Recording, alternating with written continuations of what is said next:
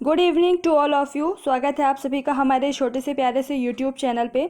3 marker series चल रही थी साइंस की, बट बीच में अभी हफ्ते भर का गैप हो गया due to some health problem. But आज से स्टार्ट करेंगे, कंटिन्यू रखेंगे। तो 60 क्वेश्चन हो गए थे, लगभग 4 दिन का सेशन हो गया था, 15-15 क्वेश्चन पर डे का टारगेट लेकर। और आज स्टार्ट कर रहे हैं 5वें दिन के हिसाब से 61वां क्वेश्चन। 3 मार्कर का ये चल रहा है, साइंस का, फिजिक्स का यूनिट। समतल दर्पण से परावर्तन। जब समतल जो कोई दर्पण होता है जो समतल होता है, उससे जब परावर्तन होता है तो क्या होता है ये बताना है इसमें। तो वस्तु का प्रतिबिंब दर्पण के पीछे उतनी दूरी पर ही बनता है जितनी दूरी पर वस्तु दर्पण के सामने रखी हुई है। वो कैसे? जैसे अगर ये दर्पण है और कोई ए वस्तु यहाँ पे रखी है, तो इसका जो प्रतिबिंब होगा दर्पण के पीछे सेम डिस्टेंस पे, अगर ये 0.5 मीटर पर रखा है तो यहाँ पे जो प्रतिबिंब बनेगा ये भी यहीं पे बनेगा 0.5 मीटर पर। तो ये कहने का पहले पॉइंट का मतलब है। देन जो प्रतिबिंब होगा काल्पनिक होगा, वस्तु के बराबर होगा। अगर इसकी लंबाई ऐसी है तो इसकी लंबाई, यहाँ पे जो इमेज की लंबाई भी सेम होगी। पार्श्व उल्टा होगा। पार्श्व उल्टा मतलब कि अगर हम राइट हैंड उठाएंगे तो लेफ्ट दिखेगा, लेफ्ट उठाएंगे तो राइट दिखेगा। एंड पूर्ण प्रतिबिंब देखने हैं तो दर्पण की लंबाई वस्तु की लंबाई की कम से कम आधी होनी चाहिए। अगर हमें समतल दर्पण में अपना पूरा कंप्लीट मतलब अपनी परीक्षाएं देखनी है तो उसके लिए कम से कम की बात हो रही है। दर्पण की जो लंबाई है, लेंथ कितनी होनी चाहिए मिरर की? हमारे हाइट की आधी होनी चाहिए। हमारे फिर किसी भी वस्तु की पूरा प्रतिबिंब देखने के लिए उस वस्तु की कम से कम आधी हाइट होनी चाहिए, किसकी? दर्पण की। ठीक है। देन अवतल दर्पण के उपयोग यहाँ पे पूछा है। तो अवतल दर्पण के उपयोग ये तो बहुत इंपॉर्टेंट है, 5 मार्कर में भी आ सकता है और 3 मार्कर में भी। दाढ़ी बनाने में अवतल दर्पण का उपयोग किया जाता है। आँख, नाक, कान, दांत हेतु चिकित्सा के उपयोग में, क्योंकि जो अवतल दर्पण है उसमें चीज़ों को बड़ा करके जूम करके दिखाते हैं, दिखता है उससे, तो चिकित्सकीय उपयोग में। फिर गाड़ी की हेडलाइट्स में, सर्च लाइट्स में एंड सोलर कुकर में भी। ये प्रीलिम्स के लिए भी इंपॉर्टेंट है। और ये 3 मार्कर में ऐसे पूछे जा सकते हैं कि दाढ़ी बनाने में कौन से दर्पण का उपयोग किया जाता है, सिर्फ एक शब्द में आंसर लिखा जाएगा। सोलर कुकर में कौन से दर्पण का उपयोग किया जाएगा, तो आंसर होगा अवतल दर्पण। देन है उत्तल दर्पण के उपयोग। तो गाड़ी चालक की सीट के पास जो सामने एक मिरर लगा होता है उसे पीछे का दृश्य देखने हेतु, क्योंकि उसमें बड़े से दृश्य को छोटे से दर्पण में देखा जा सकता है। और दूसरा है सोडियम परावर्तक लैंपेन। तो इसमें ऐसे समझाने लायक नहीं है, बस आप रट लेना। प्रकाश का अपवर्तन क्या होता है? जब, अब देखो इसमें मैंने बहुत ही शॉर्ट वे में लिखा है कि प्रकाश का अपवर्तन क्या होता है कि जब प्रकाश की किरणें सघन माध्यम से, नोट्स आपको बनाना है तो ऐसे ही बनाना है, आपको लिखना थोड़ा अलग तरीके से है आंसर में, बट यहाँ पे मैंने एकदम शॉर्ट वे में लिखा है अपने कन्वीनियंस के हिसाब से कि मतलब मुझे कम से कम लिखना पड़े। तो जब प्रकाश की किरणें सघन माध्यम से विरल माध्यम की ओर जाती हैं तो क्या होता है? अभिलंब से दूर हटती हैं मतलब की किरणें, और जब विरल से सघन के जाएंगी तो पास होगा। तो इसका मतलब क्या है? एक मिनट। लाइक यहाँ पे कोई एक माध्यम है, यहाँ पे पहले क्या बोला है कि सघन से विरल, यानी यहाँ पे अगर कोई ग्लास है तो ये सघन हो गया, यहाँ पे एयर है, ये विरल हो गया। ये वाला माध्यम विरल और ऊपर वाला माध्यम, ये वाला माध्यम ग्लास है यानी सघन, और नीचे वाला माध्यम विरल हो गया। तो जब कोई किरण, ये अभिलंब हो गया, ठीक है। तो जब कोई किरण सघन से विरल माध्यम, यानी ये सघन से विरल की तरफ आ रही है, सघन से विरल की तरफ अंदर अभी जाएगी, और ये अभिलंब है तो अभिलंब से दूर हटती है, अभिलंब से ऐसे दूर हट जाएगी। लेकिन जब अभी अगर ये एयर हो जाए और ये ग्लास हो जाए तो विरल से सघन के पास जाने पे क्या होगा? यही आएगी तो इधर आ जाएगी, पास में आ जाएगी। और इसको अगर आपको कन्फ्यूजन हो रहा है, नहीं याद हो रही हैं चीज़ें या फिर नहीं समझ आ रहा है, तो आप इसको ऐसा समझो कि अगर किसी बॉक्स में टॉफ़ीज़ की संख्या ज़्यादा है, लाइक बहुत ज़्यादा है, तो ये बॉक्स डेंस है। यानी कि सघन मतलब होता है क्या है कि कहीं भी कम स्थान पे ज़्यादा से ज़्यादा पार्टिकल्स हो। जैसे कि ग्लास, जब कोई कांच का टुकड़ा होगा तो उसमें जो पार्टिकल्स की संख्याएं होंगी बहुत आस पास रहेंगी, तो वो डेंस होता है। वहीं एयर जो होता है कि वो फैला हुआ होता है, डेंस नहीं होता है।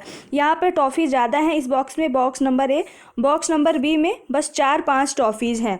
तो कोई इंसान किस बॉक्स के पास जाएगा? डेंस के पास जाएगा कि यहाँ पे रेयर के पास जाएगा, यानी कि सघन के पास जाएगा कि विरल के पास? तो ऑब्वियस सी बात है कि इस बॉक्स ए के पास जाएंगे। तो आप ये देखना कि जब सघन से विरल जाएंगे यानी कि कम टॉफी वाली बॉक्स में तो अभिलंब से दूर हटेगा, लेकिन विरल से सघन तो सघन के पास जाएगा। ऐसे आप याद रखना, ठीक है।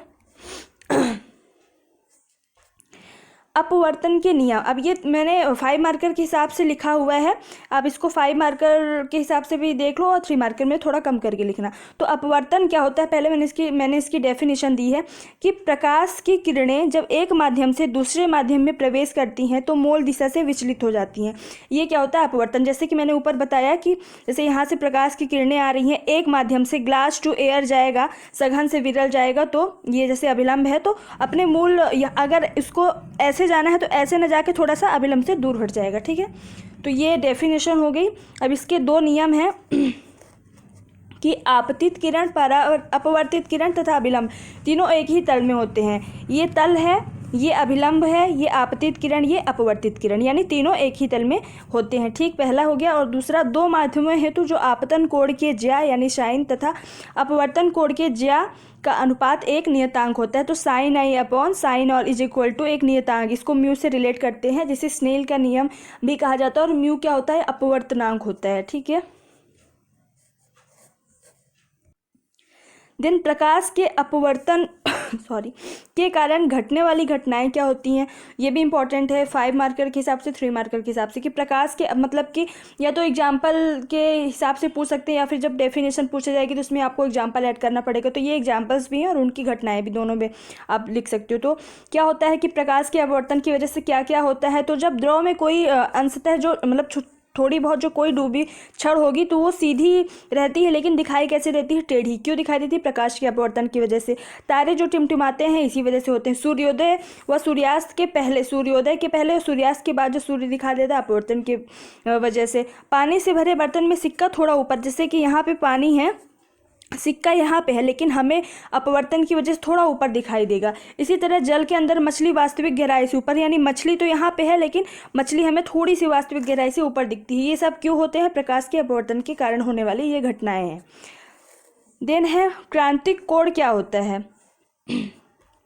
क्रांतिक कोण सघन माध्यम में बना वह आपतन कोण जिसके लिए विरल माध्यम में अपवर्तन कोण का मान 90 डिग्री होता है। तो क्रांतिक कोण के लिए पहला जो एक शर्त हो गई पहली कि क्रांतिक कोण हमेशा सघन माध्यम में बनेगा, एक आपतन कोण होगा जिसके लिए जो विरल माध्यम में अपवर्तन कोण का मान 90 डिग्री एटलीस्ट होगा। 90 डिग्री का जो मान होता है वो क्रांतिक कोण होता है, वो जो सघन माध्यम में बनता है। ठीक है, पूर्ण आंतरिक परावर्तन क्या होता है, तो आपतन कोण का मान क्रांतिक कोण से अधिक होने पर प्रकाश विरल माध्यम में न जाकर पूर्णतः परावर्तित होकर सघन माध्यम में ही लौट जाती है। तो पहली बात तो पूर्ण आंतरिक परावर्तन या टोटल इंटरनल रिफ्लेक्शन के लिए एक शर्त ये है कि जो प्रकाश की किरणें जाएंगी वो सघन से विरल में जाएगी हमेशा।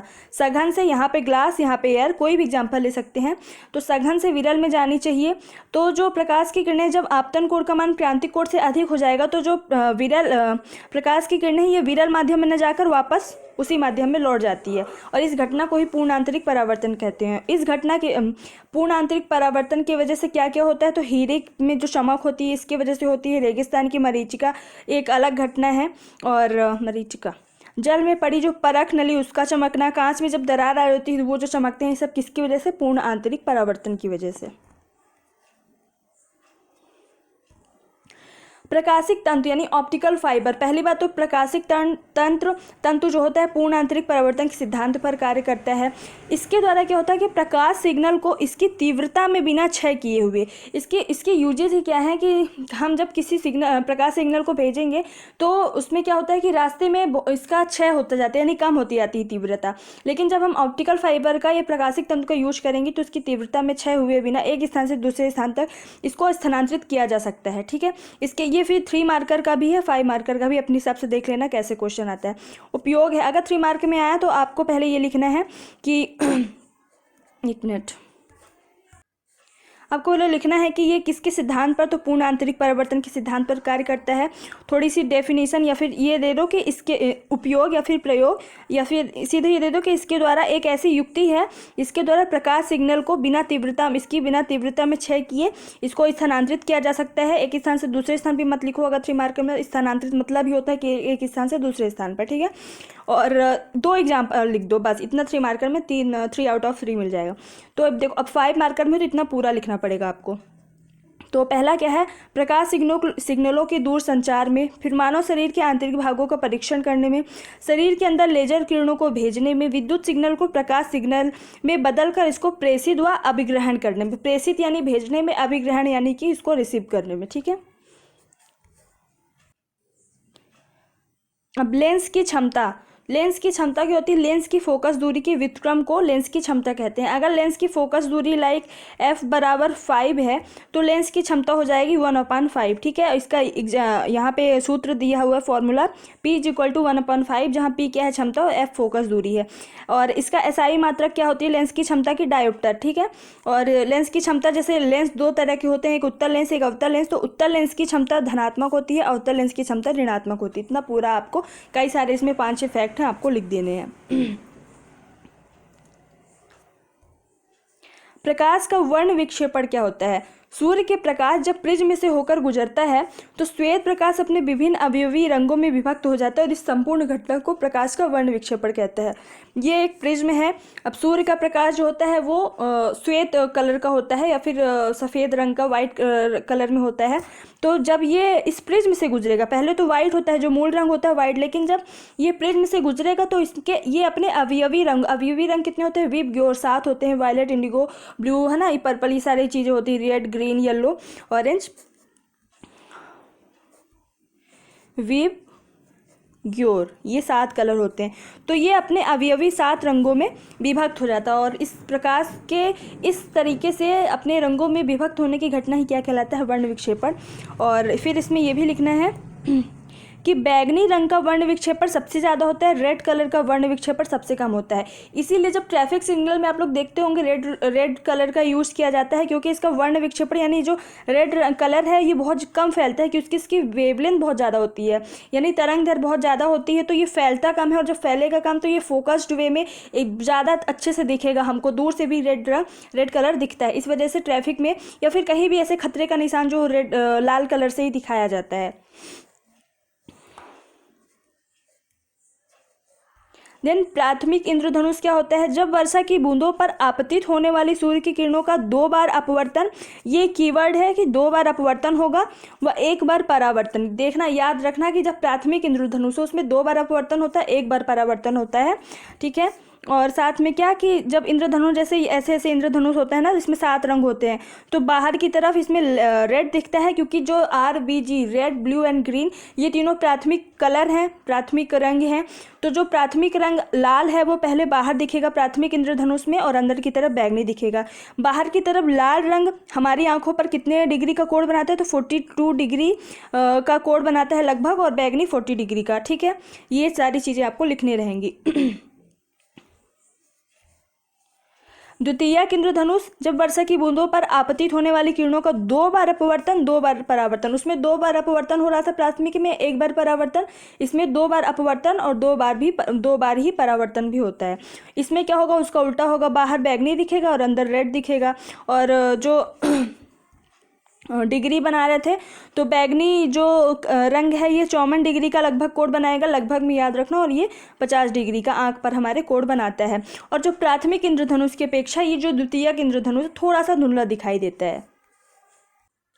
प्रकाश का व्यतिकरण क्या होता है कि समान आवृत्ति एवं समान आयाम की 2 प्रकाश तरंगें जो मूलतः एक ही प्रकाश स्रोत से गमन करती हैं, अध्यारोपण के कारण तीव्रता में जो परिवर्तन हो जाता है तो प्रकाश का व्यतिकरण कहलाता है।